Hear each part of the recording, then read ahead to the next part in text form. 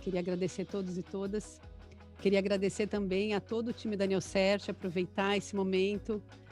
As últimas 2 edições do Webinel eu não pude estar na moderação por casos de Covid na minha família, inclusive comigo, né?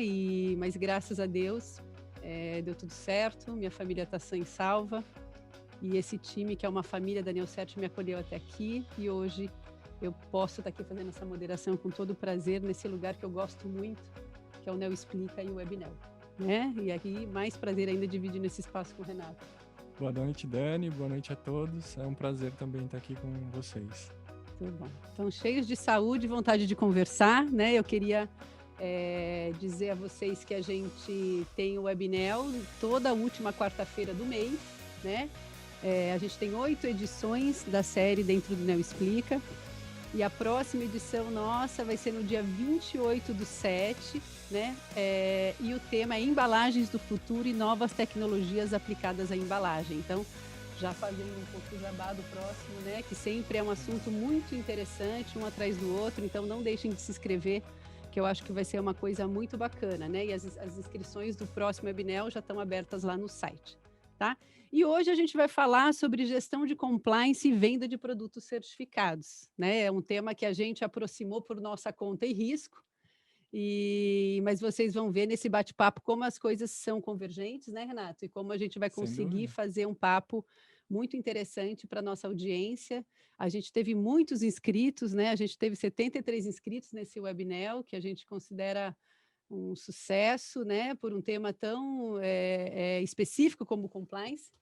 Mas a gente ficou muito feliz por ter a audiência de todos vocês, né? Então, também quero agradecer todo mundo que se inscreveu e dizer que sempre é um prazer muito grande, a gente se sente lisonjeado, porque ter atenção hoje em dia não é uma coisa fácil, né? A gente se programar e conseguir estar num lugar como parar o que tem que fazer para ouvir outras pessoas dizerem, então a gente se sente muito agraciado, tá?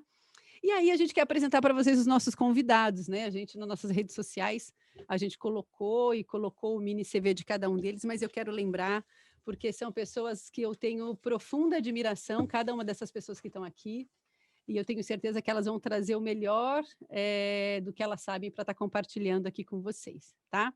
Eu quero apresentar a primeira convidada, uma velha conhecida, né, de auditorias, que é a Valéria Michel. Ela é diretora de sustentabilidade da Tetra Pak do Brasil e Cone Sul. A Valéria assumiu a liderança da área de meio ambiente da Tetra Pak em 2016, é formada em engenharia química pela Faculdade de Engenharia Industrial, na FEI, e possui especialização em gestão ambiental pela Unicamp. Enfim, um longo currículo aí de experiência na área ambiental, e hoje ela ocupa essa posição de diretora na Tetra Pak. Então, eu queria muito agradecer sua presença, Valéria, é um prazer enorme te rever depois de tantos anos, e eu tenho certeza que a gente vai fazer essa reconexão aqui e pela longa jornada aí que a Neocert está trazendo, né? Com Com esses certeza, 2 anos de Dani. existência. Um Obrigada. prazer. Obrigada. Obrigada. Temos também o Marcelo Schmidt, né, que ele é sócio-diretor do Grupo Index, engenheiro florestal e advogado, mestre em Economia e Política Florestal, possui 21 anos de experiência em projetos na área florestal para empresas brasileiras, né, sejam elas privadas, públicas e também instituições internacionais. Marcelo, muito obrigado pela sua presença, eu me sinto lisonjeada de tê-lo aqui com a gente hoje. Obrigado, boa tarde. Quem se sente lisonjeado sou eu, representando o nosso Grupo Index. Muito bom. Temos também Marcelo Dueck, formado em Comunicação Social pela FAAP. O Marcelo tem especialização em Branding e Empreendedorismo Social pela Stanford School of Business. Em 2019, ele fundou a agência Luxo, onde ele desenvolveu projetos para clientes como a Heineken, Disney, Facebook, PepsiCo, entre outros.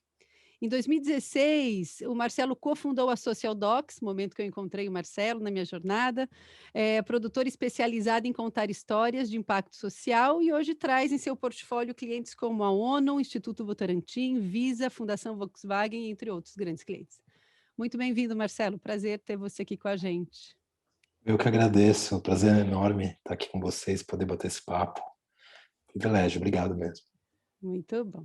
E eu sou, para os que não me conhecem, eu sou Daniele Rua, eu sou engenheira florestal de formação, especialista em psicopedagogia e também transformação digital pelo MIT.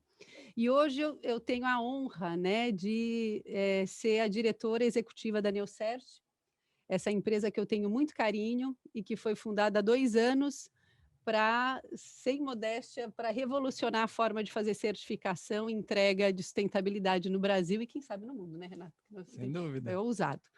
Mas a gente tem uma equipe de muita experiência e também de muito comprometida em trazer inovação para os processos e entregar, de fato, impactos positivos, né? E o Brasil está muito precisado disso. Então, e tenho também aqui o Renato Pascoal, né? Que ele é gestor ambiental, líder de experiência técnica da Neocert e o grande responsável pelas nossas acreditações nacionais e internacionais. Então, a gente fala que ele é o cara do nosso compliance, né? Então, o Renato, que fica ali nos ajudando a conseguir as acreditações internacionais, né? A gente já tem a acreditação Serfório PFC e a FSC. Aguardem, tá chegando essa semana, entre essa semana e a outra a gente já consegue, enfim. Então, o Renato foi o profissional da Neocert escolhido para trazer também a perspectiva de compliance, que eu acho que é muito interessante, e nós, como uma certificadora, temos muito compliance para entregar, para poder ter a credibilidade mantida, né? E eu queria agradecer também, de novo, a presença de cada um de vocês que estão nos ouvindo, né? E com certeza eu vi a lista de participantes, então tem muita gente interessante, muita gente do mercado florestal, né, que está nos acompanhando, e eu acho que vai ser um papo muito, muito, muito interessante. A gente vai estar deixando, a gente vai passar agora bem rapidamente, eu falei rápido da Neocert, mas a gente quer passar um vídeo para que vocês conheçam bem rápido qual que é a proposta de valor da Neocert e o que a gente veio para transformar, né? A gente tem uma estratégia de uso de dados e aumentar a transparência dos processos de certificação. Então, vou passar um vídeo bem rapidinho para que aqueles que ainda não nos conhecem passem a nos conhecer. Pode passar aí, Vini.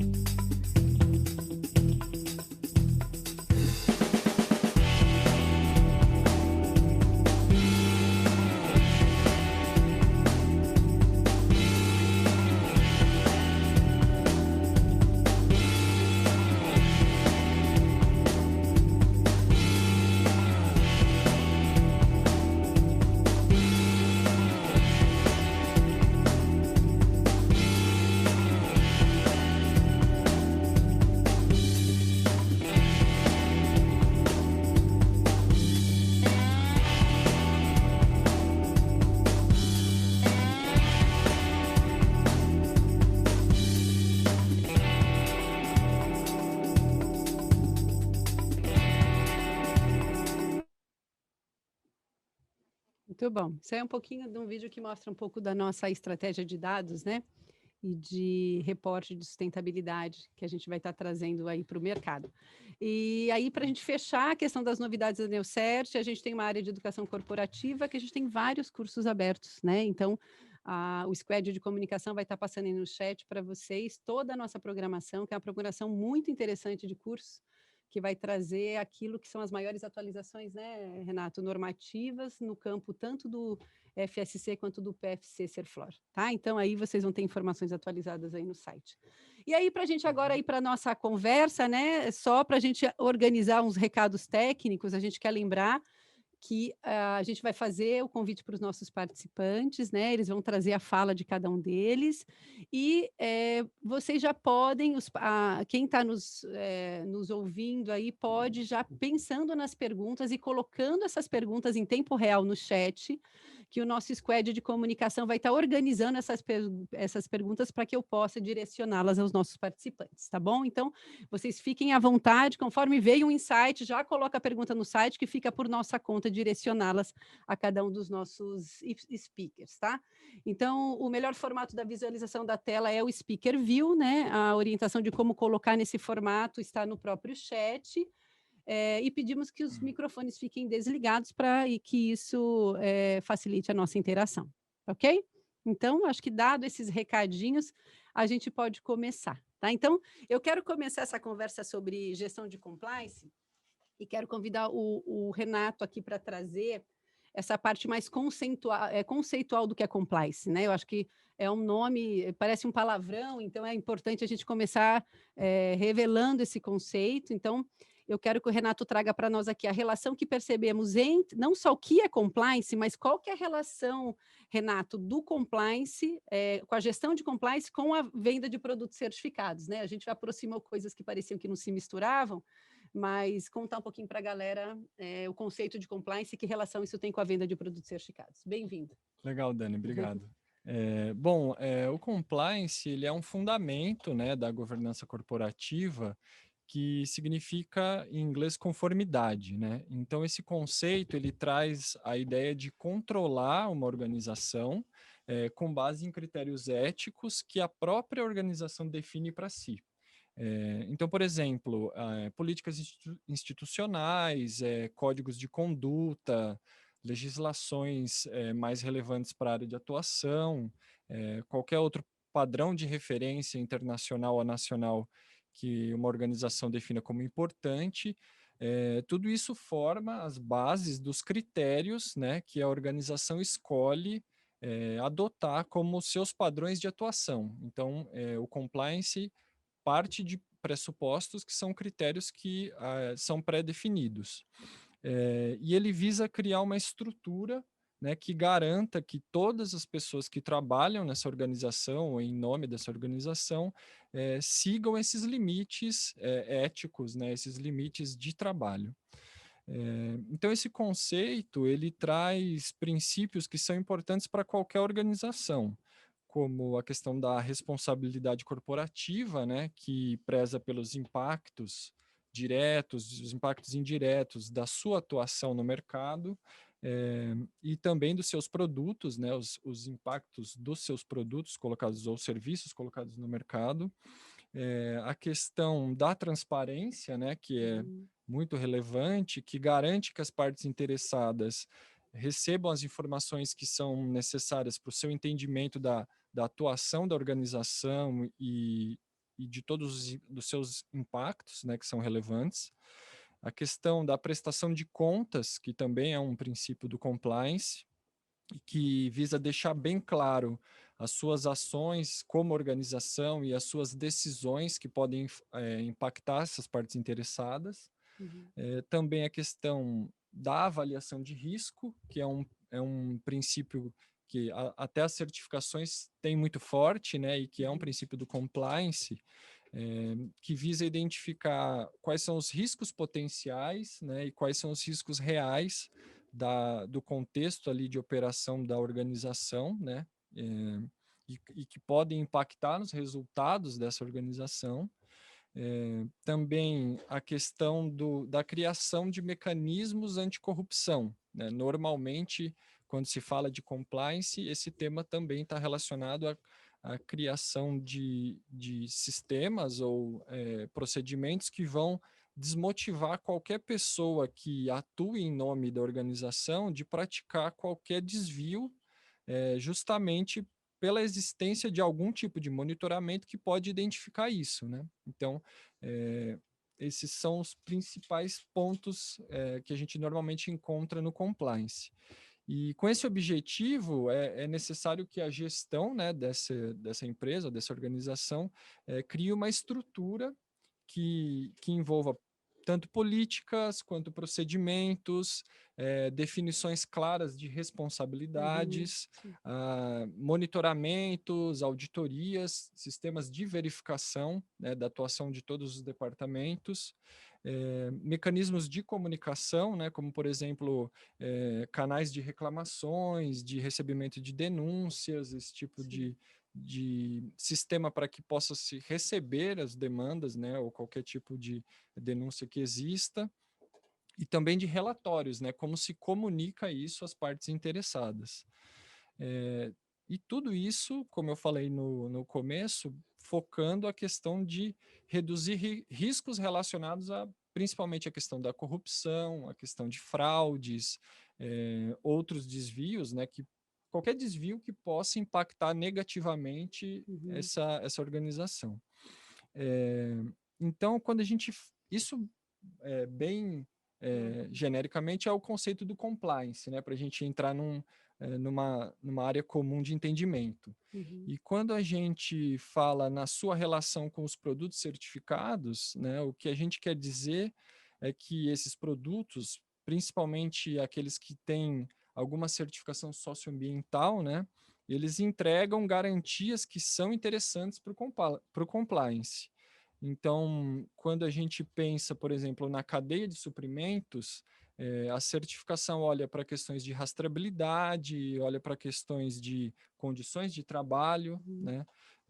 Questões de impactos ambientais, influências em vizinhos, em comunidades do entorno, e tudo isso, então, são questões que, de fato, vão, de alguma forma, impactar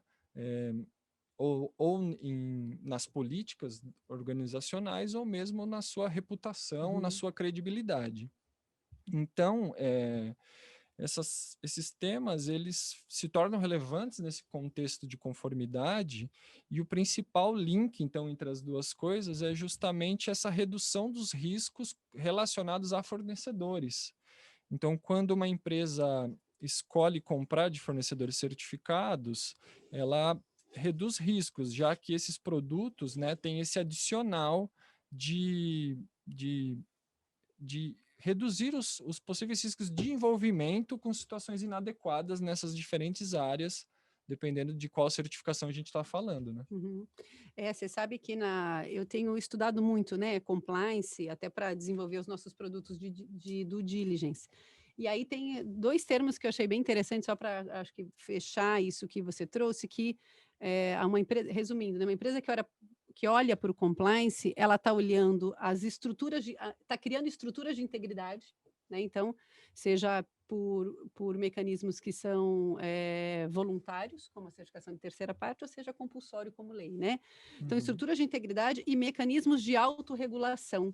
Eu achei muito interessante esses dois conceitos, porque seja o conjunto de leis do comando e controle, ou seja, as certificações de terceira parte, ela vai trabalhar, né, tanto na estrutura de integridade quanto os mecanismos de autorregulação das empresas, né? Isso é legal, e isso surge muito com foco nas empresas que têm capital aberto, né? Mas é um conceito que foi se expandindo, e não somente empresas de capital aberto têm esse foco de conseguir fazer uma boa gestão de compliance, né? Sim, não, muito bom. E aí, eu acho que só agora para a gente entrar, né, no mundo do setor florestal e na cadeia, eu queria chamar o Marcelo, né, o Marcelo Schmidt, para trazer um pouco o setor florestal e a gestão de compliance, numa perspectiva, porque o compliance ele é para todo tipo de segmento, né? A gente vai tentar trazer aqui a cadeia florestal. Então, eu queria perguntar para o Marcelo, né, quais são as principais oportunidades, Marcelo, e também desafios para a gestão de compliance das empresas do setor florestal, porque nós temos uma diversidade gigantesca quando a gente fala da cadeia do setor florestal, e quais as estratégias que você vê que podem ser adotadas, e especialmente no aspecto socioambiental, né, que é aquele que talvez seja o mais espinhudo aí para as empresas. Obrigado, Marcelo, pela sua participação, e fique à vontade, a casa é sua. Legal. Obrigado, pessoal. Então, assim, eu achei bem oportuna essa definição dada pelo Renato e por você, Dani, de compliance. E assim, resumindo, nada mais do que seguir uma regra, né? Seguir algo que foi pré-determinado, né? Mas qual regra que é essa, né? Então eu gosto de dividir o compliance em diferentes níveis, né? E o primeiro, o mais básico deles, é o atendimento à legislação aplicável. E quando a gente fala em atendimento à legislação e compliance, setor florestal, a gente tem que falar um pouquinho da história da relação entre setor florestal e compliance. A gente tem que admitir, né, eu como você, eu sou profissional do setor florestal há bastante tempo, e a gente tem que admitir que o setor florestal ele é um setor que tradicionalmente tentou fugir ao tema, né? Se a gente pegar lá 20, 30 anos atrás, o setor florestal, por muitas décadas, viveu, né, à margem do mínimo necessário de compliance, que é o atendimento legal. Nós sabíamos que as empresas tentavam, sabe, fugir ao máximo, se esconder ao máximo do mercado consumidor e opinador, né, justamente para não correr o risco de ficar na vitrine. A partir da década de 90, né, principalmente as maiores e mais globalizadas empresas do setor, aquelas de capital aberto, né, que o Renato comentou, e também de outros segmentos, eles começaram a perceber os benefícios de adoção de práticas de gestão empresarial. E o que essas práticas de gestão empresarial elas promovem? Acima de tudo, elas promovem a saúde do empreendimento em longo prazo. Assim, o atendimento, né, esse nível mínimo de compliance é algo fundamental, né, para qualquer sistema de gestão possa funcionar. E a gente tem aqui, embaixo do nariz de todo mundo que está participando dessa live, um belo exemplo que é a certificação florestal. Então, vamos lembrar o seguinte, princípio 1 do Serflor, qual que é? Conformidade é cumprimento da legislação. Princípio 1 do FCC, qual que é? A conformidade com leis, né? E até vou deixar em princípios do FCC para um segundo momento, mas conformidade com leis, a mesma coisa do princípio 1 do Serflor, ou seja, conformidade, compliance no seu nível mais básico, que é justamente atendimento à legislação. Então, a própria certificação florestal, ali na década de 90, né, a gente conhece bem essa história, ela começou a desempenhar um papel bem importante, de certa forma, obrigar as empresas a se adequarem a esse nível mínimo de compliance ambiental. De novo, o nível mínimo de compliance ambiental é o atendimento à legislação. E naquela época, vocês sabem muito bem, acho que a grande maioria que trabalha, do pessoal que está participando ou conhece certificação há muito tempo, vocês sabem qual era o sentimento das empresas em relação à certificação. Era completamente diferente de hoje. Nossos clientes lá no início, eles viam a certificação como uma coisa incômoda, que estava atrapalhando aquela salada que eles estavam acostumados a fazer na gestão. Hoje, a certificação mudou completamente, a percepção das empresas em relação à certificação mudou completamente. Eles entendem isso realmente como um sistema de gestão que não serve simplesmente para ter um selinho no produto, mas para arrumar a casa e tornar a empresa mais harmoniosa a padrões de compliance que hoje nós sabemos que vão além desse compliance mínimo de legislação. Muito bem, nesse ponto aqui vale ressaltar uma coisa muito importante. Com a evolução das práticas de gestão empresarial e a pressão de stakeholders, sobretudo, as empresas perceberem algo muito bacana. Até então, as empresas tinham um certo afastamento, um certo medo, e elas pensavam que elas precisavam ser empresas sem pecado, puras, para poderem ter uma imagem, uma aprovação de mercado. E elas descobriram que não é bem assim. Elas descobriram, e aí começou um processo que a gente chama de disclosure das empresas, que todo mundo tem pecado, todas as empresas têm uma conta com a sociedade, uma conta com o meio ambiente. Mas, ao invés de se esconder, né, atrás de muro, atrás de falsas notícias, atrás de falta de comunicação, é muito mais inteligente, muito mais interessante essas empresas apresentarem para a sociedade a conta que elas têm com o meio ambiente e apresentarem para a sociedade quais são as ações que elas pretendem executar para saldar essa dívida, para resolver essa conta com o meio ambiente. Então, após as empresas entenderem essa dívida com a sociedade, conhecerem o tamanho do pecado delas, do problema delas com o meio ambiente e a sociedade, elas passaram a ser capazes de entender o que elas precisam fazer em curto, médio e longo prazo para resolver a situação e transformaram isso em metas internas, que é a segunda etapa da compliance, e aí vem a compliance socioambiental. Então, uma vez que elas atenderam esse primeiro nível de compliance legal, elas passaram para esse segundo nível, aonde elas mesmo determinam aonde elas querem chegar com as suas políticas socioambientais, além do mero atendimento à legislação. Então, nesse nível novo de compliance, nós não estamos mais falando somente de legislação, mas em conhecimento amplo dos seus próprios processos, dos impactos que a atividade da empresa pode causar, tanto em stakeholders, shareholders e clientes. Então, agora sim, acho que respondendo mais objetivamente a tua pergunta, Dani, compliance socioambiental, ele varia extremamente de empresa para empresa. Então, o compliance socioambiental do Grupo Index, cuja sede aqui em Curitiba, na Fria Curitiba, e é completamente diferente do compliance socioambiental de uma empresa que realiza manejo sustentável em Rondônia. É completamente diferente do compliance socioambiental da Tetra Pak, aqui da Valéria, que vai falar em seguida. Então, eu acho que o compliance ambiental ele precisa começar com um autoconhecimento muito detalhado da empresa, né? A melhor estratégia sempre é aquela máxima da administração. A gente não consegue gerenciar nada daquilo que nós não conhecemos. Então, o primeiro passo sempre para uma estratégia adequada no campo do compliance socioambiental é investir pesadamente em autoconhecimento. A empresa precisa entender quais são os impactos gerados pela atividade para ela separar aquilo que precisa ser feito, ou seja, o compliance legal, daquilo que pode ser feito e daquilo que efetivamente será feito. Porque não tem problema se a empresa não puder fazer tudo. Obviamente, o compliance legal, a primeira fatia do bolo, a base, ela precisa fazer.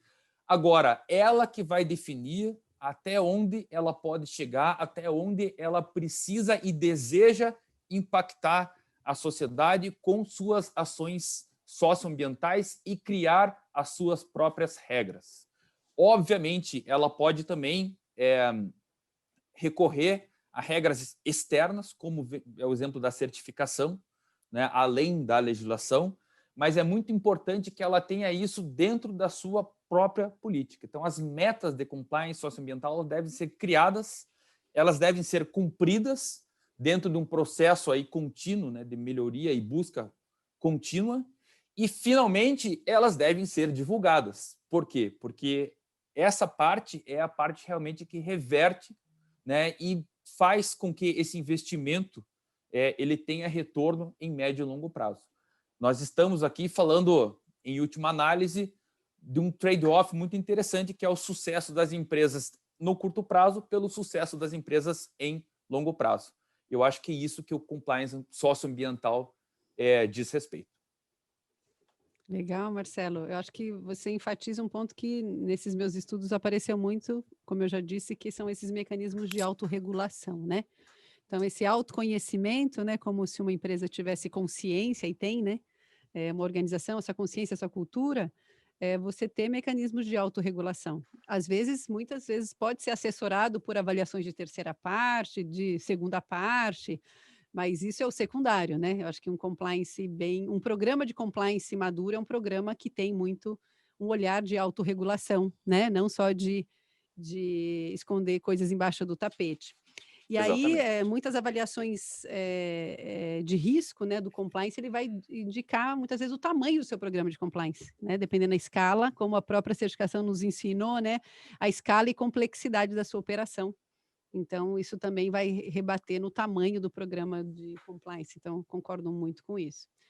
Muito bom. E aí eu queria que a gente fosse agora para a dimensão da cadeia florestal, né? Então, falar um pouco da parte do consumo de produto certificado e a gestão de compliance. Então, eu queria chamar a Valéria, né, como representante aqui da Tetra Pak, uma grande empresa, né, e também uma grande consumidora de produtos certificados, e que seguramente está na mesa de qualquer brasileiro, tem uma embalagem Tetra Pak, então o poder dessa embalagem de chegar, né, nos mais remotos lugares do Brasil, então, por si só é um produto que tem penetração.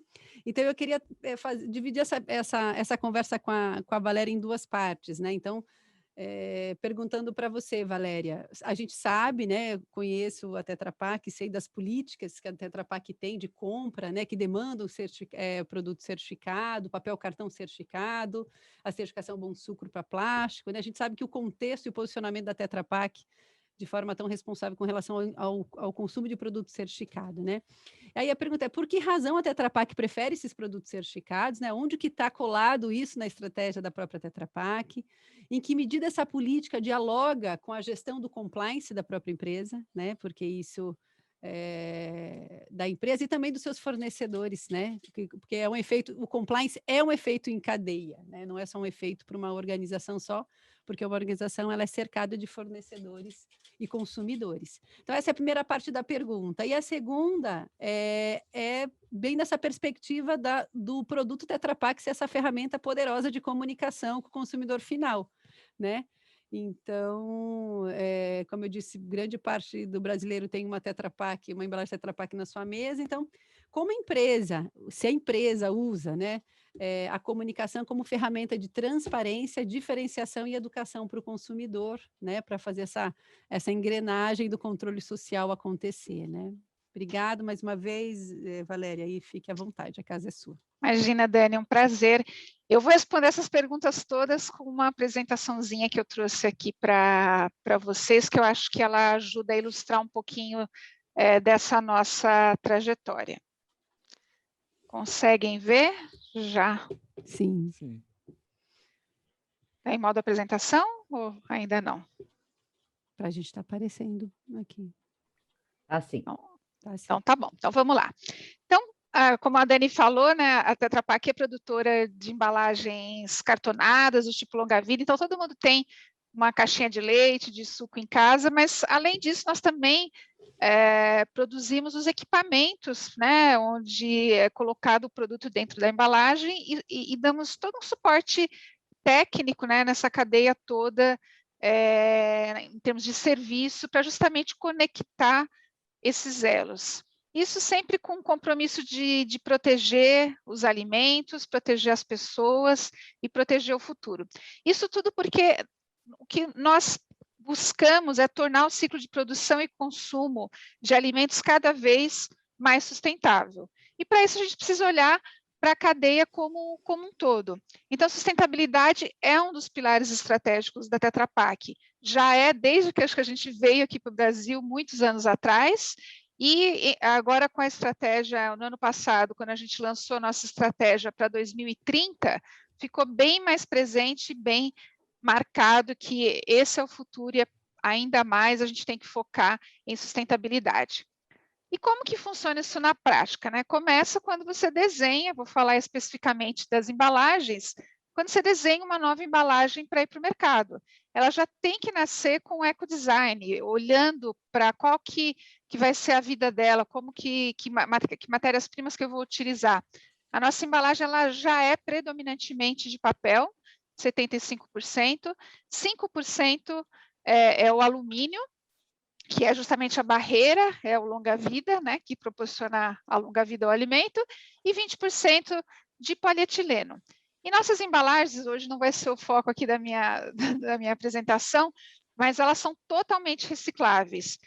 Hoje, para vocês terem uma ideia, falta caixinha nos recicladores. O nosso maior desafio é conscientização do consumidor, é também a infraestrutura de coleta, mas tecnologia e cadeia recicladora já existe há muito tempo. E para isso, as certificações são fundamentais, porque não basta você ser de fonte renovável, você utilizar, por exemplo, 75% de papel na embalagem, se esse papel ele não tiver rastreabilidade, eu não souber da origem dele. Então, já muito antes das certificações existirem, nós já trabalhávamos com uma política de que todo o papel utilizado na embalagem Tetra Pak, ele precisaria vir de uma origem comprovada, que não fosse de desmatamento ou de algo ilegal. Isso muitos anos atrás. Aí, quando começaram a surgir as discussões sobre certificação, nós começamos imediatamente a conversar com os nossos fornecedores, no nosso caso aqui é a Klabin, que é o nosso principal fornecedor. Na época, a FSC nem era a certificação uma das certificações mais reconhecidas, né? Ainda estava no começo, mas a gente acreditou e apostou que a certificação nos daria essa segurança e rastreabilidade. E, além de tudo, a sustentabilidade da cadeia, olhando para o ambiental e o econômico e o social lá na floresta, desde lá da origem. E, aliado a isso, nós, há muitos anos já, desde 2002, mais ou menos, nós fazemos pesquisas com os consumidores para entender como que eles olham essa questão da renovabilidade, de certificações, logos nas embalagens. E isso vem crescendo gradativamente. Infelizmente, ainda não é esse o fator decisivo na hora da compra para a população, porque ainda falta muito conhecimento sobre isso, mas é uma curva crescente, e no caso do FSC, por exemplo, na última pesquisa, 77% das pessoas entrevistadas se mostraram preocupadas com desmatamento, escassez de recursos, mudanças climáticas. E aí um dado interessante dessa pesquisa, quando você pergunta sobre o selo FSC, 48% sabiam o que era. O restante não sabia, mas quando você explica que é justamente a origem, toda a questão da importância do FSC, a relevância ela passa a ser 69%. Quer dizer, se eu soubesse que essa árvorezinha significa isso, com certeza isso faria mais diferença na hora da compra. E com isso a gente vem crescendo, desde 2007 nós começamos a inclusão de logo FSC nas nossas embalagens. Em 2019 a gente já tinha chego em 500 bilhões de embalagens no mundo com logo, em 2020 600 bilhões e crescendo. Hoje já o nosso papel ele é certificado e todas as nossas fábricas também e escritórios em cadeia de custódia. E não poderíamos deixar de fazer o mesmo também para o polietileno. Nós começamos a estudar o uso do polietileno de cana-de-açúcar nas nossas embalagens, e aí eu lembro que a primeira pergunta, quando a gente conversou, e aí, mas como que você rastreia de onde vem essa cana, né? E na época nem tinha uma certificação de cadeia de custódia para isso, né? Para dar essa rastreabilidade, como a gente estava acostumado para a questão florestal. E foi interessante porque então nós começamos com código de conduta, com uma progressão disso junto com o nosso fornecedor, que é a Braskem, até que eles chegassem finalmente na certificação Bom Sucro de cadeia de custódia. Então, desde 2019. Então, levou um tempo para estruturar todo esse processo, mas porque justamente a gente acredita que a certificação, né, ninguém quer comprar, mesmo sendo um polietileno, um plástico que vem da cana-de-açúcar, eu não quero que essa cana-de-açúcar venha de uma exploração de alguém ou de uma exploração de uma área de uma maneira inadequada. Então, isso foi muito importante também. E nós não paramos por aí, continuamos trabalhando na questão do design, como eu falei para vocês, buscando uma embalagem que seja ainda mais sustentável. Nossa ambição é de ter essa embalagem para alimentos mais sustentável do mundo. Eu brinco, parece arrogante, mas não é arrogante porque nós já estamos nesse caminho de buscar essa embalagem que seja predominantemente de fibra, porque a fibra é renovável e pode ser certificada, né, vai ser porque a gente vai continuar exigindo isso sempre, com uma menor quantidade de polímeros, com barreiras alternativas. Então, a gente já lançou no Japão, no ano passado, uma embalagem sem alumínio, longa vida, mas sem alumínio. Já estamos trabalhando com conteúdo reciclado também, além do renovável, e estamos caminhando firme aí com esse propósito. E, claro, garantindo que ela continue sendo totalmente reciclável. Então, ela pode ser mais fácil de se reciclar do que já é hoje, mas ela vai continuar sendo reciclável. Então, com as certificações e com todo esse processo, a gente vem criando esse pré-requisito para os nossos fornecedores, desde o desenvolvimento, quando não tinha ainda certificação, para garantir o compliance, para garantir esses padrões. Antes de ter as certificações, nós tínhamos que, às vezes, ir no campo para auditar isso. E hoje, com a certificação, é um processo muito mais otimizado, você conta com uma auditoria independente, quer dizer, dá mais credibilidade para todo esse processo, e todo mundo ganha com isso. Então, a gente acredita que a gente consegue influenciar positivamente essa cadeia e podendo comunicar isso para o consumidor. Cada vez que ele entender mais esses benefícios, no momento da compra, isso vai fazer toda a diferença para as escolhas mais sustentáveis da população. Então, é isso, Dani, que eu tinha para compartilhar. Acho que respondi aí no meio do contexto as suas perguntinhas. Muito bom. Não, é isso mesmo, Valéria. Acho que assim, a gente, quando foi convidar a Tetra Pak, falou, nossa, dá para a Tetra Pak falar de várias formas, né? Do compliance, da parte da venda de produtos certificados, a importância da conscientização. Mas tem uma coisa que você falou aqui que eu acho que é muito interessante, né? Porque fala, mas para uma Tetra Pak é fácil, né? Quem olha, né?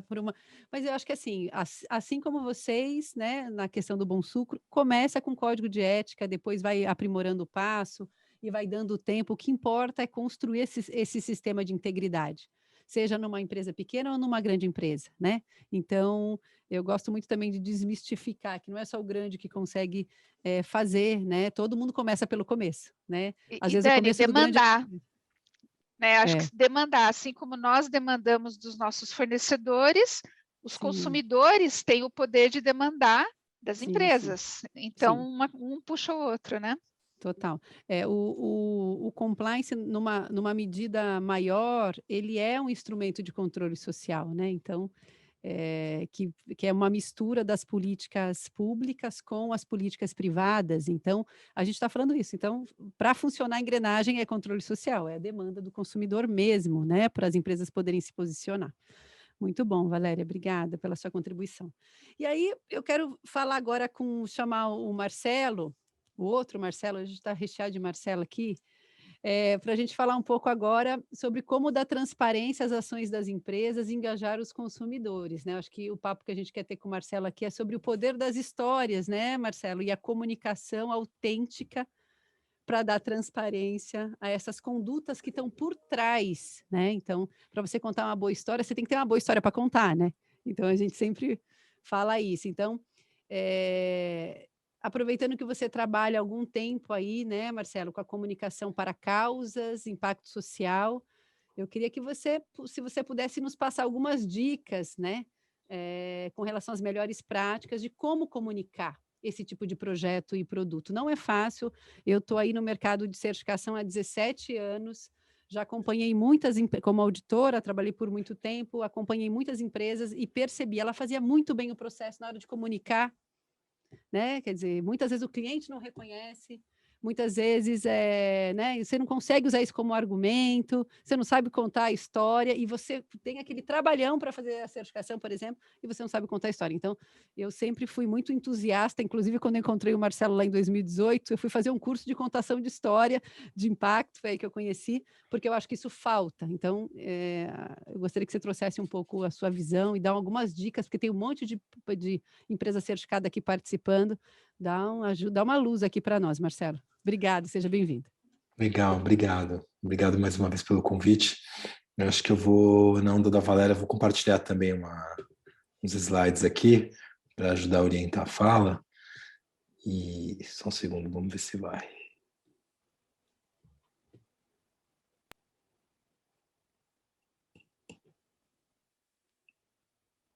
Acho que está no ar, foi? Foi. Uhum. Foi, boa. E aí, Dani, eu vou pedir a licença para falar 2 minutinhos só para poder dar um contexto do que é a Social Docs e, enfim, e o que me trouxe aqui para poder dar essas dicas, porque, de fato, a gente está aí há 5 anos trabalhando exclusivamente com comunicação para impacto social e lógico que todo o tema da certificação e dos projetos, eles estão todos, a gente entende, né, ligados, estão dentro desse guarda-chuva do que a gente chama de impacto, e o que a gente percebeu nesses 5 anos é que tem características muito específicas mesmo de comunicar esses projetos, né, e a Social Docs é a primeira empresa especializada em contar histórias de impacto social para poder olhar que recorte é esse, como é que a gente faz. A gente percebe, né, que os trabalhos ligados a impacto e mesmo os de certificação são trabalhos que são tão importantes para a sociedade, para as comunidades locais, enfim, para tudo que gera, e ao mesmo tempo tem um gap, como você falou, de comunicação, assim, você tem um trabalho enorme de impacto, de mensuração, de construção, e na hora de contar parece que fica uma perna meio bamba, e a Social Docs, ela nasceu com esse propósito, assim, da gente poder dar voz para essas histórias, e a gente acredita muito que elas precisam ser contadas, a gente entende, né, o poder que uma história tem de influenciar pessoas, de orientar, de ensinar, de influenciar comportamento. Então, por que a gente não usa esse know-how para poder contar as histórias de gente que está fazendo coisa que importa para a sociedade? Foi daí que nasceu essa ideia. E muito no sentido também de contar as histórias dando luz para as coisas que são boas, dando norte, apontando para soluções. A gente acredita muito, né, que quanto mais a gente contar bons exemplos, mais a gente tem o poder de influenciar a sociedade como um todo nessa busca desse lugar melhor, e que os projetos são um caminho para isso. Não sei se todo mundo aqui conhece o movimento das empresas B, né? Vocês começaram a falar sobre conformidade, no final das contas, ser uma empresa B tem muito a ver com isso, né? A gente não usa muito o termo compliance no nosso dia a dia, mas ressoa muito, né? Como é que é o jeito que faz mais sentido de fazer? Como é que é esse jeito de fazer as coisas, de olhar para a cadeia de produção, de olhar... E isso vale para tudo, vale para uma produtora audiovisual também, a gente percebe isso, porque no final das contas é uma mudança de consciência. A gente acaba não tendo, enquanto o modelo de negócio nosso, né? Apesar da gente ser empresa B certificada, a gente não tem processos tão concretos, mas o nosso mindset está o tempo inteiro olhando para como é que a gente pode ser uma empresa melhor para o mundo, né? E aí a gente vem, então, com esse histórico, tendo, acho que um pouco de privilégio, um pouco de sorte de poder estar nesses dois universos, assim, de poder olhar e trabalhar com ONGs, institutos e fundações que estão trabalhando com as causas, e ao mesmo tempo olhando para projetos dentro do setor privado, né? Acho que o tema do ESG cada vez mais forte também chama a atenção de como é que as empresas passam a produzir, desenvolver processos e também comunicar esses projetos.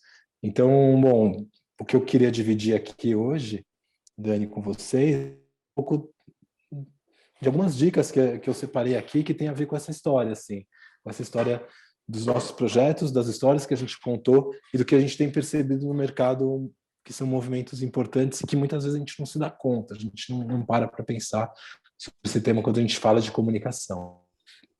Então, eu separei aqui 4 dicas e foi engraçado quando a gente começou essa conversa, Dani, porque ela é uma conversa que eu já estava tendo com o meu sócio. A gente está desenhando um draft aí de uma ideia que a gente quer pôr no ar, e aí então aqui é a primeira vez que a gente vai falar, que eu vou falar sobre isso, mas já vem de uma conversa que a gente tem tendo uns 2, 3 meses, sobre como é que a gente deve olhar para a comunicação de impacto, para a comunicação ESG, e lógico, certificação está aqui dentro. A primeira coisa muito importante que a gente percebe assim, que as companhias, as empresas precisam refletir muito sobre a maturidade do projeto. Acho que hoje a gente vive nessa era do instantâneo, do tudo rápido para ontem, e as demandas e tal, e às vezes tem uma ansiedade de tipo, começa a dar o kickoff do projeto e você já quer comunicar, e acabou de estar de pé, e aí você já quer ir lá contar do impacto. Então, assim, a gente percebe isso acontecendo no nosso dia a dia, a gente olha muito para isso, porque no final isso pode ser uma armadilha, né, de você colocar, a gente fala, né, o carro na frente dos bois, e na verdade isso pode ser um tiro no pé, assim. Então, pensar e refletir sobre a maturidade do projeto, mesmo depois de certificar. Sei que uma certificação já é um processo longo por si só, mas em que momento que esse projeto, que esse produto, seja o que for, começa de fato a gerar impacto de verdade, assim, né? A gente entende que esse é o momento. A partir do momento que você tem história para contar, você vai lá e conta, porque senão a coisa pode eu não vou dizer não consistente, não é isso, mas você precisa do lastro para poder ir para a rua e se comunicar, né?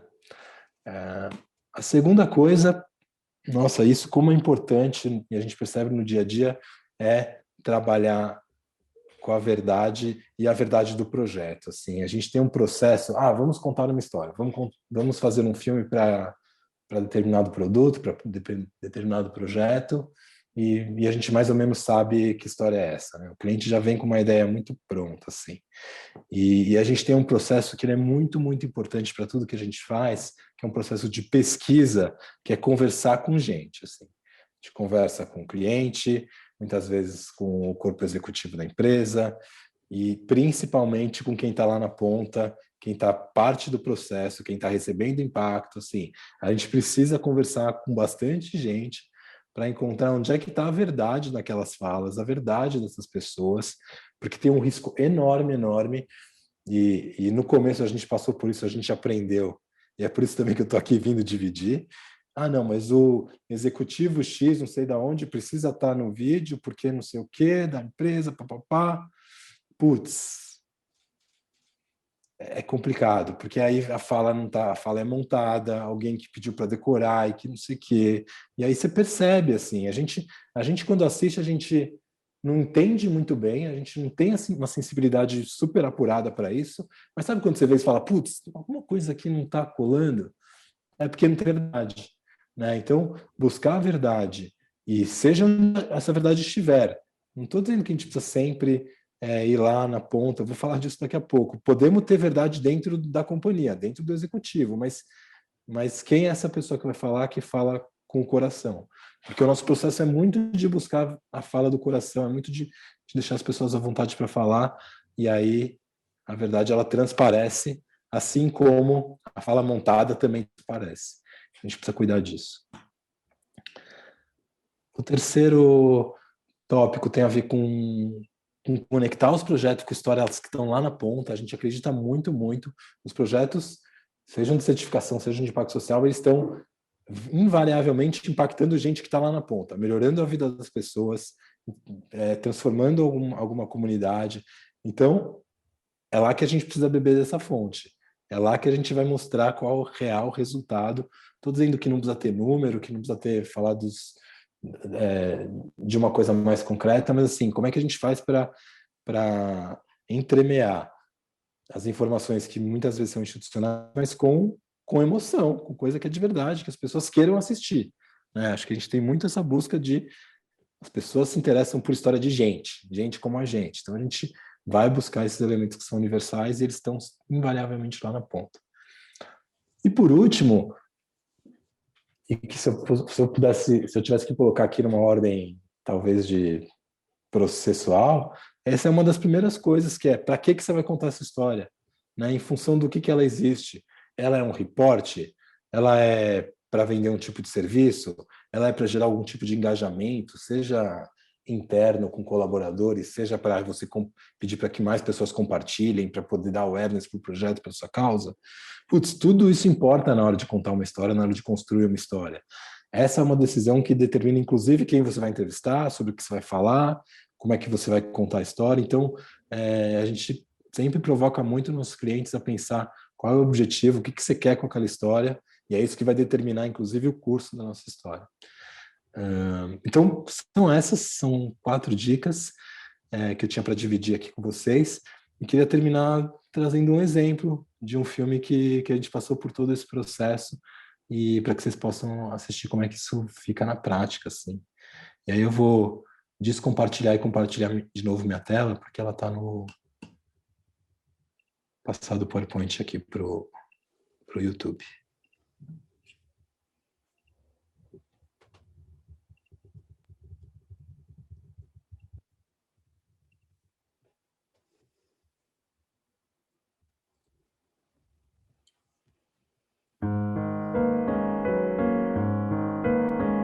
Perdão, gente, pequeno contexto. Esse é um filme que a gente fez para o Pacto Global.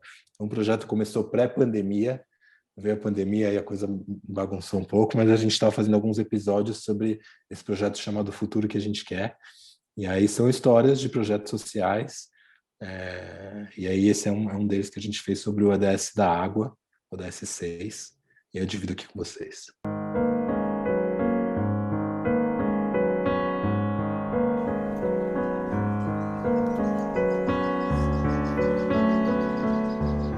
Na infância eu sofri muito por falta d'água e na minha adolescência foi inteira carregando água.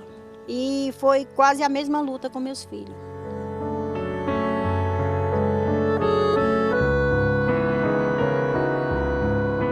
Quando eu vim morar aqui, era muito difícil, a gente não tinha água, que era assim, feito como que fosse também uma invasão, né? Então não tinha saneamento nenhum.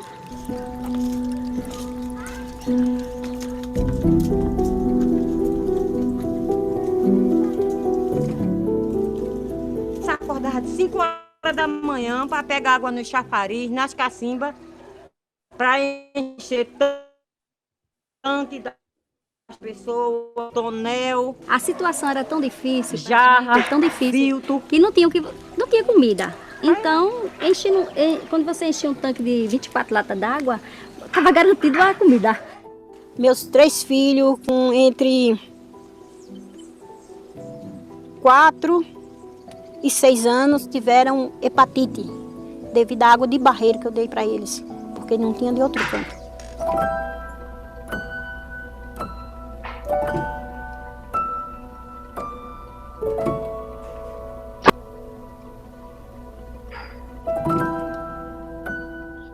E a mulher tem que se desdobrar para ter a roupa lavada, para ter uma casa arrumada. Tudo que se faz dentro de uma casa precisa de água. É sabido que os números de saneamento no Brasil são do século passado. 50% da população, 100 milhões de brasileiros, não têm acesso a esgotamento sanitário. E as mulheres são as mais impactadas. 27 milhões de brasileiras não têm acesso a saneamento básico. Além disso, 1,5 milhão de brasileiras não têm banheiro em suas casas. E a renda dessas mulheres é 73% menor daquelas que têm acesso a esse tipo de serviço.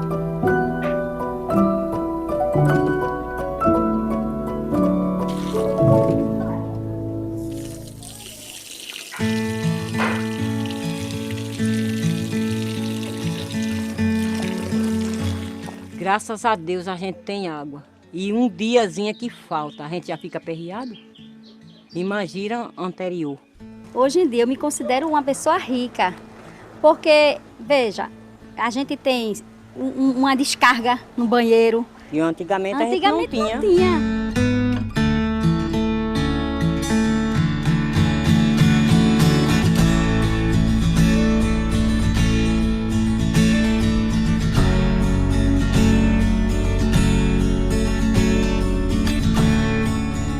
Depois da cisterna calçadão, aí mudou muito, porque eu posso ter acesso ao couve, eu posso ter acesso à cenoura, beterraba, a salsinha, o alface. Tenho prazer, acho que meu prazer maior é de pegar minha netinha de 1 ano e 2 meses, ir lá pro canteiro e ela poder colher um morango e comer, que ela adora chamar moongo. Gostoso. O direito de trocar o cardápio da minha família. E ter a certeza que eu estou levando para a minha mesa alimento saudável. E é por isso que eu digo a você que hoje eu me sinto rica.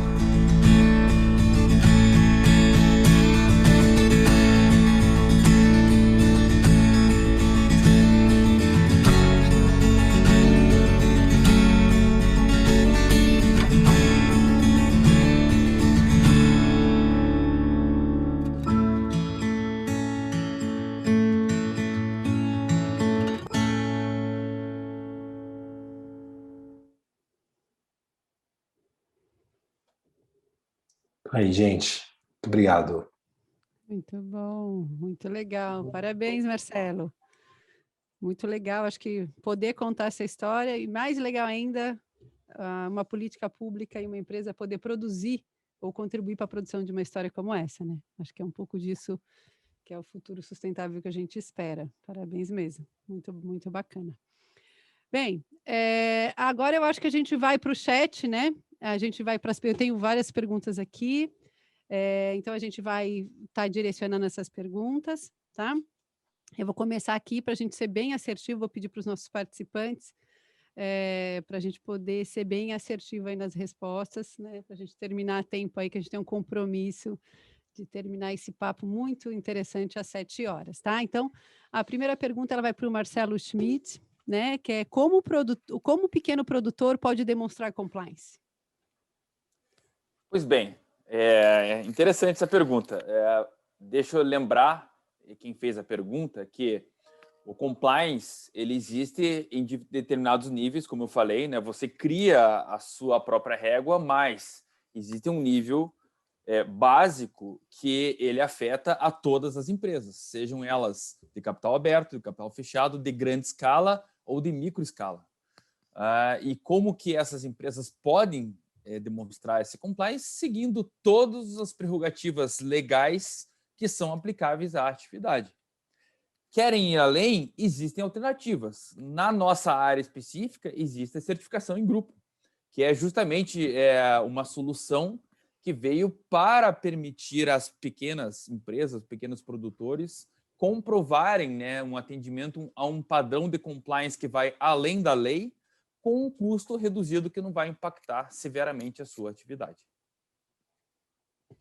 Muito bom. Eu tenho 2 perguntas aqui para a Valéria. Eu acho que dá para colocar as duas, Valéria, né, porque uma é bem curtinha e a outra acho que você vai precisar desenvolver um pouco mais. Então, uma é bem objetiva, né? Existe uma perspectiva para chegar a utilizar 100% de material certificado nos produtos Tetra Pak? E a outra pergunta é para a Tetra Pak: quais são os maiores desafios no campo do compliance socioambiental? Vamos lá, Dani. Primeiramente, já usamos 100% de material certificado nas nossas embalagens. Todo o papel que a gente utiliza nas nossas embalagens no mundo todo é certificado. E também o polietileno de cana-de-açúcar que a gente utiliza, também ele é todo certificado. Aquele gráfico que eu mostrei, que talvez tenha gerado uma confusãozinha, é de logo na embalagem. O logo na embalagem é uma decisão do cliente. Aqui no Brasil, a gente já tem 99,6% de logo na embalagem, mas no mundo ainda tem alguns mercados um pouco mais resistentes. E desafio, vou ali na linha do Marcelo, certificação dos elos, que eu diria assim, um pouco mais frágeis das cadeias, e qualquer cadeia. Na florestal, pequeno produtor; cana-de-açúcar, pequeno produtor; coleta seletiva, catador. Sempre é mais difícil para esses elos atenderem alguns padrões. Então, é necessário encontrar soluções criativas, alinhadas, lógico, não vão abrir mão do compliance, que é o foco, mas você tem que ter uma flexibilidade, porque senão você não está tendo a transparência, que é outro ponto importante. Não adianta você fingir que essa parte não existe, vão ficar com os grandes que atendem tudo, e aí aqueles pequenos você não olha. Tem que olhar para tudo, e aí você tem que ser mais flexível em alguns padrões e encontrar soluções de como ajudar esse pessoal todo, para que todo mundo fique de acordo. Legal, muito bom. Sempre o pequeno produtor, os próprios sistemas de certificação fica se reinventando. O Marcelo trouxe muito bem a questão dos padrões para grupo. Ele é uma estratégia que os próprios sistemas de certificação estão abrindo mão para incluir o pequeno produtor, né? E para ajudar a incluir, não tirar, né, esse segmento da cadeia. Então, não é nada fácil. A gente está falando do pequeno produtor, a gente está falando no Brasil tem o extrativista, né, as comunidades tradicionais, que não são pequenos de área, né? Normalmente tem grandes áreas, mas a gente está falando do ponto de vista da estruturação do negócio, né? Então, isso é uma coisa muito, muito desafiadora para todas as cadeias, né? Com certeza, assim como os catadores, né, Valéria? Um exemplo que eu lembro, quando a gente começou a conversar sobre certificação na questão da cana-de-açúcar, nós exigimos que não se eliminassem os pequenos produtores, porque era mais fácil trabalhar, então vou comprar só de quem é grande e tem toda a documentação. Senão, eu quero que você desenvolva os pequenos. Sim. E aí foi assim e funcionou, e hoje está todo mundo no processo, mas as empresas têm essa possibilidade de influenciar realmente a cadeia. Se você fizer vista grossa e quiser o mais fácil, vai ter lá o grupo que vai atender. Mas se você quiser o caminho mais difícil, vale o mesmo para os catadores. Você pode ajudar a cooperativa estruturada com toda a documentação legal em ordem, ou você pode ajudar as menores a se estruturarem e conseguirem os documentos legais. Então, tem o caminho fácil e o caminho difícil, né? E eu acho que as empresas precisam dar contribuição para aqueles que têm mais dificuldade. Sem dúvida. Acho que ainda mais falando do porte, né, das empresas, né? Ela tem um grande impacto, o tamanho do seu benefício também é o tamanho do seu impacto, né? Então, acho que esse novo conceito do capitalismo stakeholder, né, que coloca a sociedade como um acionista maior, traz que a gente precisa olhar para o entorno e ver quem está na cadeia, né? Então, o atalho cada dia menos vai funcionar, né? Eu acho que isso é muito interessante. Tem uma pergunta aqui para o Marcelo Dweck. Hoje muito se fala de comunicação autêntica, Marcelo. O que é isso no contexto de comunicar impacto social? Legal, obrigado pela pergunta. Eu penso que eu falei um pouquinho sobre os projetos encontrarem a sua verdade, né? E trabalhar com a verdade por trás do projeto. Então, acho que a primeira coisa passa um pouco por aí. Mas tem um outro lugar também que não adianta só ser verdade, tem que parecer verdade. Como é que a gente expressa isso de uma maneira autêntica? Que eu acho que às vezes não é exatamente o caminho mais fácil, porque muitas vezes é mais fácil você pegar, escrever um roteiro, pôr na voz de um locutor, né, e cumprir lá as imagens e achar umas coisas, e é um ambiente super controlado para você falar o que você quer. Mas a gente advoga muito por esse registro mais documental, que a gente entende que também acaba virando uma expressão mais autêntica, mais de verdade, de quem está lá dando esse depoimento, né? Então, de novo, acho que a expressão acaba ficando mais verdadeira quando a gente tem as pessoas conversando e dando a real do que está acontecendo, seja na ponta, seja no meio do processo, seja dentro da empresa. Então, eu diria que a gente encontrar a verdade e um jeito verdadeiro de contar pode ser uma boa saída para esse caminho dessa comunicação autêntica. Tem lá suas aventuras, né? Porque quando você faz isso, você não está no roteiro. Na verdade, você precisa confiar no processo muito mais do que confiar no roteiro.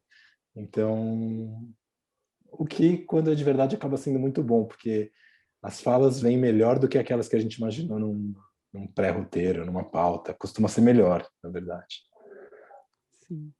E eu acho que essa nova cultura da abertura, né? Transparência é uma cultura. Acho que o Marcelo falou muito isso quando ele trouxe a linha do tempo do setor, a maturidade do setor florestal, né? Eu acho que ser transparente, né?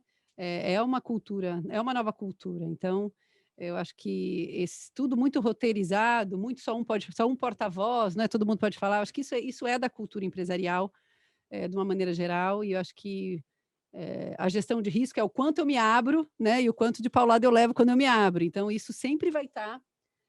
Quanto mais a estrutura de compliance der conta de responder à movimentação da cultura das empresas também, né? Para trabalhar num ambiente maior de transparência, acho que isso a gente vai tendo uma maturidade nos programas de compliance. Mas é gestão de risco, né? Muitos dos estudos que eu tenho feito por compliance fala muito o primeiro passo para o programa de compliance, gestão de risco. Risco de cair a ação da bolsa, risco, né? Eu me abro muito, então, enfim, acho que sempre vai ser um pouco da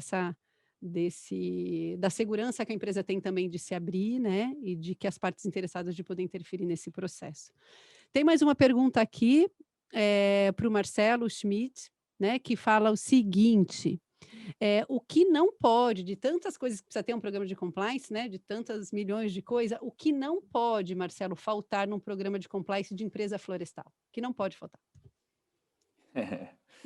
Bem, eu vou ser obrigado a repetir. Cada empresa precisa se autoconhecer, né, para determinar os ingredientes desse programa de compliance. Mas eu falaria duas coisas. O obrigatório, que é o compliance legal, né, o compliance legal. E nas empresas do setor florestal, que naturalmente estão muito próximas e dependem da comunidade, um componente social muito forte, muito sólido. Por quê? porque eu já vi empresas que negligenciaram esse componente sendo derrubadas pela comunidade, e já vi empresas do outro lado da mesa que fortaleceram esse componente, tendo na comunidade uma alavanca para seu sucesso. E comunidade, eu estou falando de todos os tipos de comunidade. A cidade onde elas estão inseridas, o mercado consumidor, a comunidade tradicional, os ribeirinhos, os indígenas, etc. Sim, com certeza. Bem, pessoal, fiquem à vontade para fazer perguntas. A gente tem mais alguns minutinhos aqui para pergunta, tá? Então, se alguém tiver alguma pergunta aí na manga, eu acho que ainda dá para fazer, tá bom? Eu queria ressaltar algumas iniciativas que eu acho bem interessante, né? Nesses meus estudos, o Pacto Nacional pela Integridade, né? Que é coisas que estão sendo lideradas pelo próprio Instituto Ethos, para aumentar a transparência nesses compromissos de ética das empresas, né? Eu acho que esses mecanismos, eles são mecanismos, o Proética, né? Que também é um mecanismo que o Instituto Ethos tem liderado, são todas iniciativas para criar um ambiente mais seguro para as empresas evoluírem no seu compliance, né? Então, que é uma agenda positiva, porque muito se fala em abrir e levar bordoada, né? Mas, assim, incentivando o empresariado a comunicar o que se faz de legal. A gente sabe que as empresas fazem muitas coisas legais e muitas vezes deixa engavetado e, no máximo, põe uma linha bem pequena no seu relatório de sustentabilidade e acaba não comunicando, né? Justamente pela gestão de risco. Então, eu acho que essas iniciativas como Proética, né? Que vem trazendo esses coletivos empresariais numa agenda positiva de abrir transparência, prestação de contas, acho que tudo isso vai ajudando a gente a criar um diálogo com a sociedade, que é importante. As próprias certificações, elas têm aprimorado os mecanismos, na minha visão, de participação social, né? De escuta, de entender o que está acontecendo naquele território. Então, isso vai estimulando, né? Eu acho que eu percebo as empresas que têm muito tempo de certificação, elas vão quebrando um pouco esse tabu do que pode falar, de como pode acessar a parte interessada, né? Porque muitas vezes o compliance está na mão da parte interessada, né? Então, que são os impactados diretamente pelas atividades. Bem, temos mais alguma pergunta aí no chat? Não temos? Bem, então, se a gente não tem mais perguntas, eu quero começar agradecendo cada um de vocês por esse papo rápido, mas muito legal, assim, eu já pirei em várias coisas aqui na fala de cada um de vocês. Eu acho que o Neo Explica, ele é um lugar onde a gente estuda coisas, né, compartilha coisas e estuda coisas, então, para mim foi muito legal essa conversa, então eu queria passar para cada um de vocês para as considerações finais, né, e para vocês darem um tchauzinho para a galera que está na nossa audiência até agora. Vocês escolhem a ordem aí, que vocês querem falar o tchauzinho. Ladies first, Valéria. Olha só. Então tá bom, vou lá. Eu queria agradecer de novo pela participação aqui, eu adorei estar junto com vocês, aprendi mais um pouquinho com cada um dos meus colegas aqui, e vou deixar 2 dicas aqui, até que exemplificam um pouco do que o Marcelo comentou, de que histórias verdadeiras, elas fazem diferença. Nós aprendemos isso na Tetra Pak ao longo dos anos, de que para engajar, principalmente para a questão da coleta seletiva, que é um dos nossos grandes desafios, contar histórias reais da cadeia, de pessoas que vivem da reciclagem, de que mudaram a vida através da reciclagem, pode fazer a diferença para a mudança de atitude das pessoas. Então, dê uma procurada aí em gente que recicla, são histórias reais, depois tem mulheres que reciclam, mais focado para mulheres, e a campanha nova nossa de sustentabilidade, Escolha Natureza, Escolha Caixinha. São exemplos que a gente vem tentando trabalhar esse último elo, que é o consumidor, porque é ele que pode movimentar toda essa cadeia, seja para a questão florestal, de certificações, para a questão da reciclagem, enfim, tem uma grande oportunidade e é a população quem pode fazer essa diferença. Por isso que a gente tem investido muito nessas campanhas de contar um pouco dessa história, né? Então, fica aí a dica. Legal. Valéria, eu vou aproveitar que chegou uma pergunta aqui do Hamilton para você, então você está terminando, mas eu vou rapidinho aí, vou te passar essa pergunta. Se a Tetra Pak possui ações e metas de reciclagem para as embalagens colocadas no mercado e se tem, quais são? Sim, como eu comentei, o nosso principal pilar é reciclagem. A gente, em 2020, nós reciclamos 43,7% de tudo que nós colocamos no mercado aqui no Brasil. Nós estamos falando aí de 108 mil toneladas de embalagens pós-consumo reciclada e buscamos chegar nos 50% até 2025. Nos últimos 5 anos, nós dobramos essa taxa. Então, isso de que forma? Uma vez que a cadeia já está estruturada, como eu falei, falta agora o último elo, né, que é a conscientização, que é a separação. Então, a gente tem muitos programas caminhando para como acelerar a coleta, que é o que está faltando hoje. Legal. Obrigada, Valéria.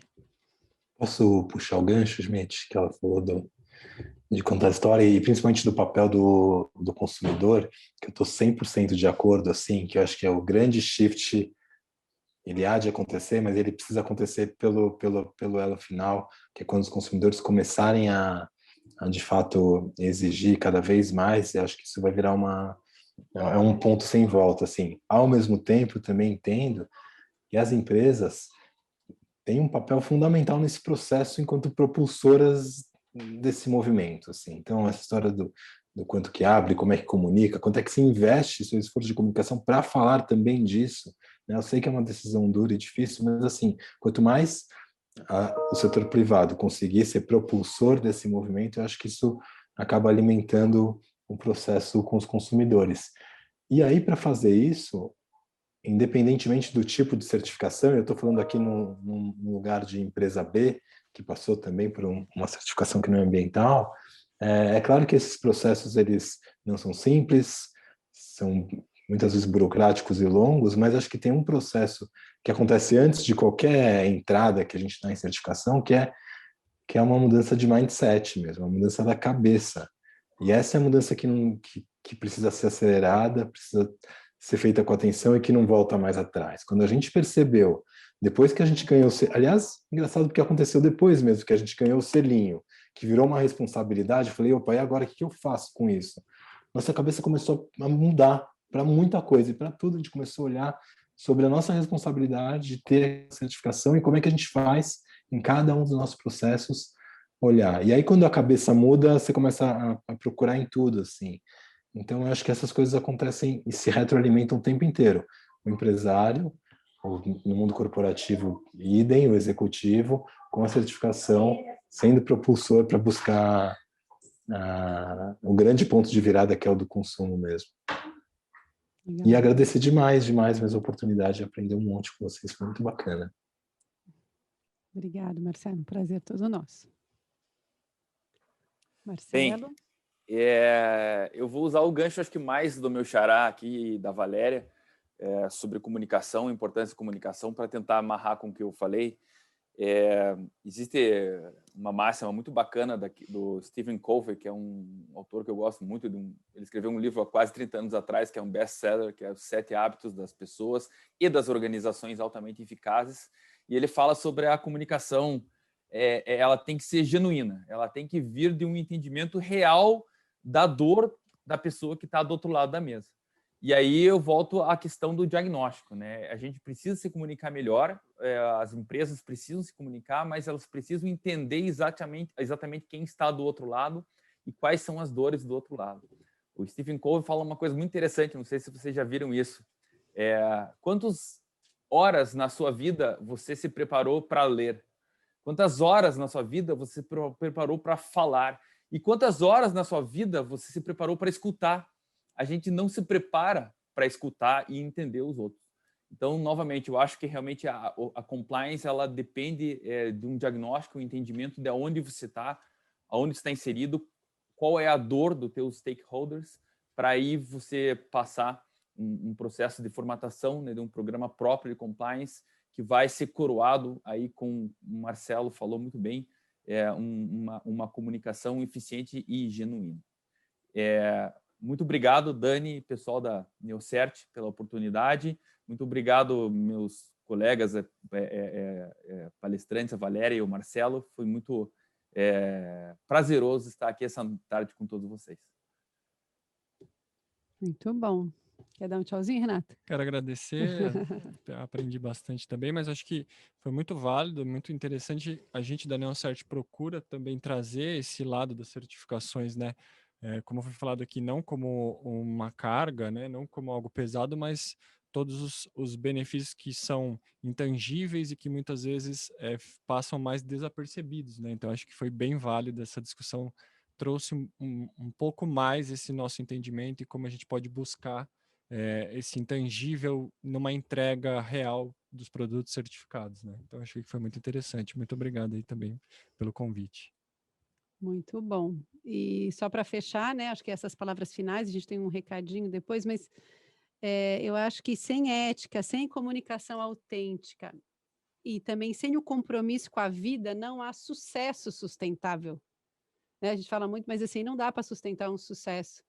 E eu acho que o compliance ele traz a questão da ética, né, e de como que você está, para que serve, né, o seu negócio. Então, eu gosto muito de uma frase que eu ouvi em um dos Neo Explica, que fala assim: não existe empresas de sucesso em territórios ou em sociedades que fracassam. Então, não tem jeito, né? Por mais que a gente tente esconder embaixo do pano, não comunicar, eu acho que não dá para ter sucesso sustentável, né, num território isolado e fracassado. Então, eu acho que é aí que a gente se conecta, né? Cada uma das instituições que estão aqui, cada um dentro da sua expertise, do seu setor, do seu segmento. Acho que todos aqui a gente está ligado num objetivo comum, né? De ajudar as empresas a aprimorar a sua integridade, o seu compliance, para que elas façam uma autogestão, né? Não precisa vir muita coisa de fora, não, mas né, ela e suas partes interessadas, ela vai se autorregulando dentro daquilo que é a meta para se chegar. Tá? Então, agradeço a participação de cada um de vocês imensamente. Espero encontrá-los em outros episódios do Neo Explica e por aí na nossa jornada profissional, né? Com certeza. A gente, para finalizar, eu quero passar 2 recadinhos. Não sei se o Vini quer compartilhar a tela aí, Vini, bem rapidinho.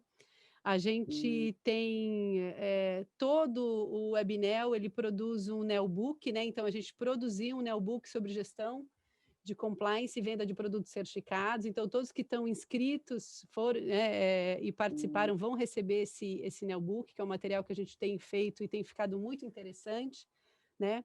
E também convidá-los para olhar para a nossa programação de cursos. Tem informações e cursos bem interessantes, com várias turmas aí para agosto e outubro, que eu acho que o que tem de mais atual no mercado da certificação a gente vai estar discutindo nesses cursos, tá bom? Isso está no chat também. E do mais, agradecer toda a nossa audiência, todo o time, o squad de comunicação, todos os profissionais da Neocert, aqui o Rafa, que está aqui no estúdio sempre com muito carinho e de forma tão autêntica nos ajudando. E eu acho que terminar com aquilo que a gente acredita, né? Que o futuro sustentável se cria e cria-se a várias mãos.